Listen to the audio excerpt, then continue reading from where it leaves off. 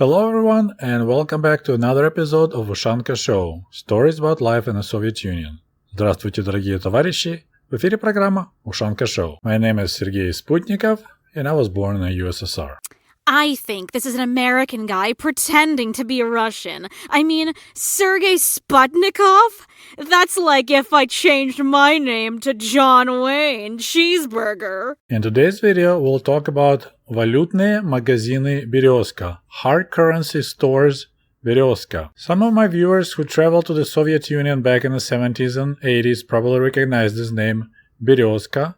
But I'm not sure if you know that Beryozka means a little birch tree. So Beryoza is a birch tree and Beryozka is a small young birch tree. There were two types of Beryozka stores. One was валютный магазин Beryozka, so it's a hard currency store that was designed to service foreign tourists or foreigners who worked and lived in the USSR, so mostly in the large cities like Moscow or Leningrad. The other Beryozka stores were so-called чековые магазины.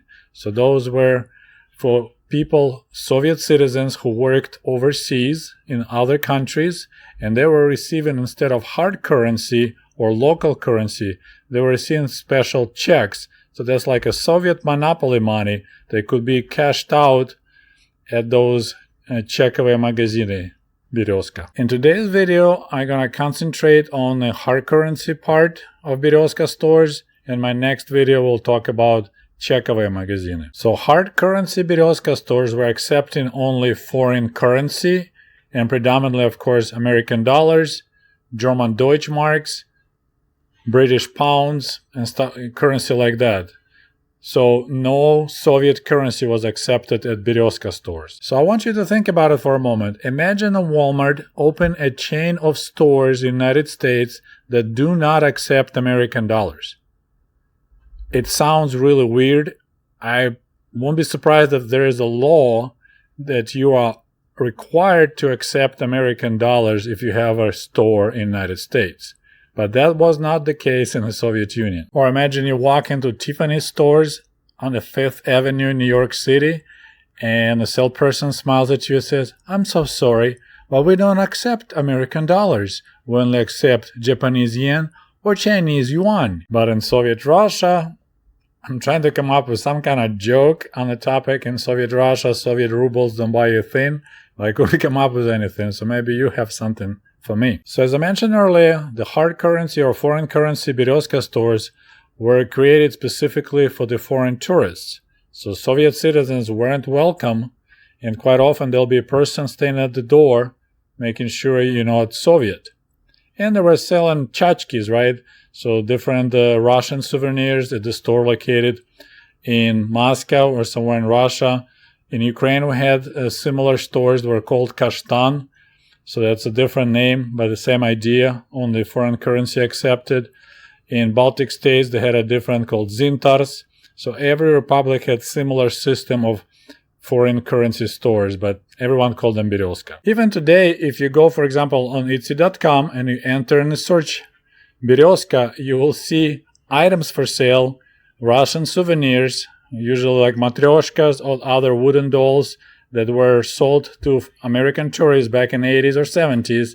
And it's not a brand Beryozka, but a sticker says Beryozka. That's the name of that foreign currency stores. Okay, so for a minute, let's talk about Soviet ruble. It had a nickname деревянный, woody, because 1 ruble bill had a color of wood. And now the fun part.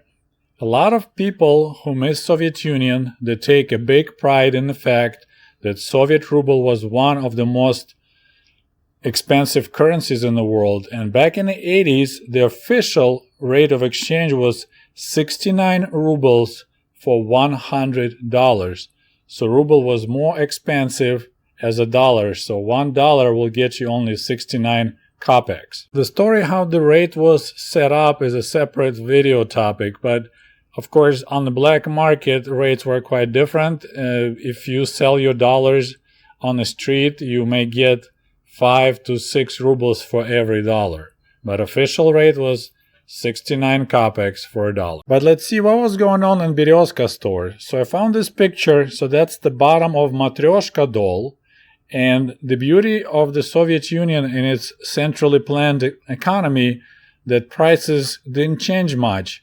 So they were manufacturing goods, and they had price on it, already a sticker at the factory or even engraved at the factory. So in this case, you could see that this Matryoshka doll was manufactured in 1985, and Soviet retail was 8 rubles. Now, next to the Soviet sticker, you see Beryozka sticker, and they were selling that Matryoshka at the Beryozka hard currency store for $9.60. If you run the numbers, it's really interesting. According to the official rate of exchange, Beryozka should be selling this Matryoshka doll for $6.62. But in reality, they were offering it for $9.60. So it's almost like 30% markup on the top of official rate of exchange. So while official rate of exchange was 69 rubles for $100, Beryozka exchange rate was 120 rubles for $100. So no wonder many foreign tourists complained that it was very expensive to purchase items in the Soviet Union. First, they made you to exchange dollars to rubles at the low exchange, but if you still keep your dollars, they will still get you at those stores. I don't remember if I mentioned before, but Soviet citizens weren't allowed to own foreign currency. We weren't allowed to buy or sell, except the cases when you travel abroad. Then you were allowed to purchase a small amount, like $30 for your trip.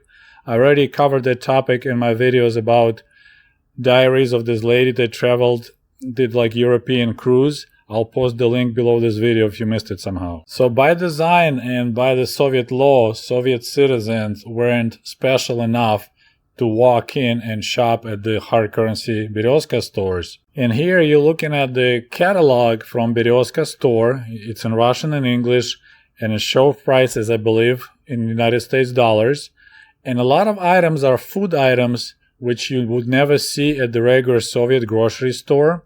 So I believe this was done for the foreign workers. So if people work like in American embassy or other embassies in Moscow, they need to shop somewhere for groceries. So in order to have store full of product for those guys, they will have a hard currency stores with the foodstuffs imported as well as the domestic. But Soviet citizens couldn't shop there. So this way, artificially, there was created red abundance. So foreign tourists or foreign workers can walk in the store and buy whatever they want: milk, cheeses, wines, Marlboro cigarettes, stuff like that. But you had to have foreign currency. And as I was looking at these pictures of this catalog, I was thinking, man, if I see this catalog back in the day when I lived in Kiev and I wasn't just another Soviet guy, I would be amazed. I would be so envied. They'll be like, here it is. We see communism, but it's hard currency communism. But of course, after spending 20 years in America, okay, I can go to the local supermarket and pretty much purchase any of this stuff. Of course, also with American dollars. And I find it interesting that through the years, from the very beginning of the Soviet Union, Soviet government was always hungry and almost like desperate for foreign currency. They created Torksin stores. It'll be a separate video about it. Way back in the 30s.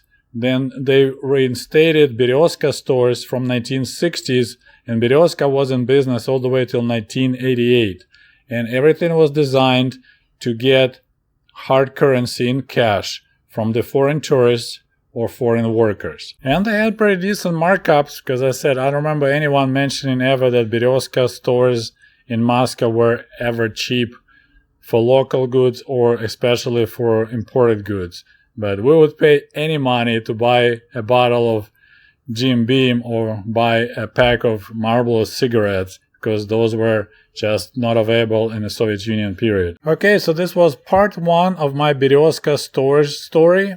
Next video will be about Chekove magazine, so Soviet monopoly money Beryozka stores for the Soviet people that worked overseas. And there'll be a little bonus video from 1930s about German coal workers arriving to Ukraine to work in the coal mines in Donbass. Thank you for watching Ushanka Show. We'll talk to you soon. До свидания. Goodbye.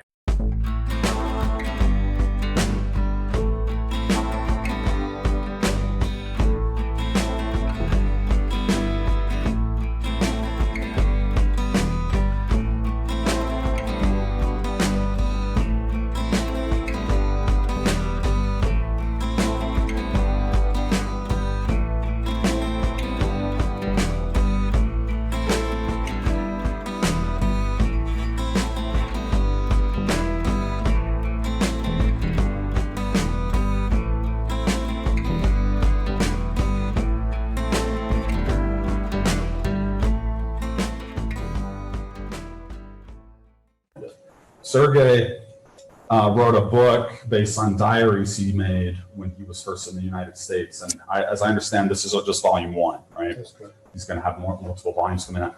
Well, I said, well, since Sergey is kind enough to come up and speak with us, I bought the book. I said, I might as well read this. I read this in one sitting, 2 hours, 2.5 hours. I just couldn't put it down. It was so fascinating because your writing is very compelling, for one. And his story is very interesting for two. It's really interesting. You know, we've lived here our whole lives. We don't have that perspective. It's just so interesting to hear someone else's perspective about what we take for granted. So I hope you really tune in and listen to what he has to say. It's a very interesting, very informed perspective. Sergey is not a historian. He's an electrical engineer by trade, but I find that he has a depth of understanding on history, economics, culture. So just a very observant fellow and a great storyteller. So like